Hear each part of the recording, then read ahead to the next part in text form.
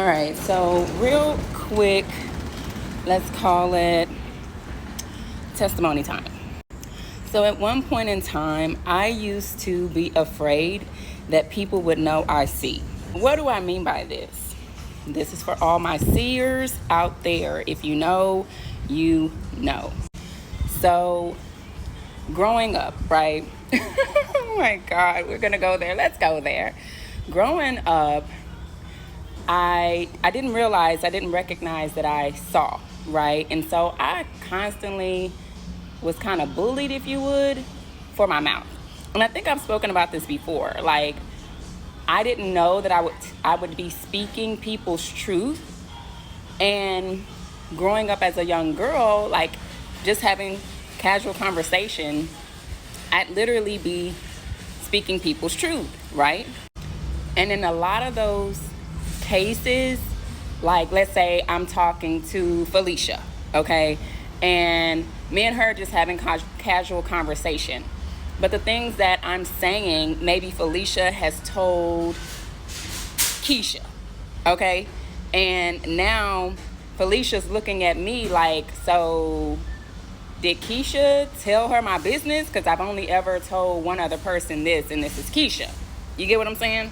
Actually, I like this side of my camera better. This is the front camera, not the back camera, or the back camera, not the front camera, whatever. So yeah, it would be like now Felicia's questioning Keisha if she told my business, and I look like I'm the person who's telling somebody else's business, but I ain't never talked to Keisha about Felicia. You get what I'm saying? So it's like I was bullied because I didn't know that I was a seer.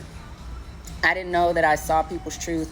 I didn't know that I had the ability to see, okay? And so again, I'm speaking this, I'm even being called to mention this by the Holy Spirit because I attract seers, okay? So most of those of you who are in my community, whether you acknowledge it or not, or you know it or not, you are a seer. But you could be afraid to speak your truth because it also includes other people's truths, okay? And for whatever reason, you know, especially as a child, you may have some kind of trauma connected to that. So it may keep you from speaking up. It may keep you from sharing your truth because somewhere in the past you were bullied for that. And so, yeah, we're not doing that anymore.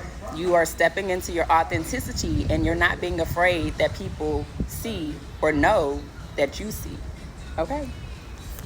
So yeah, for me growing up, once I realized that I saw, I was afraid that people would know I saw or that I see. And I would dim my light, right? So even in terms of relationships or connections, whatever the case may be, I just kind of kept it very surface level because I don't want them to think I'm gossiping about them with someone else and this is how I know, because how else can I explain what I know? You know what I'm saying? So it's crazy.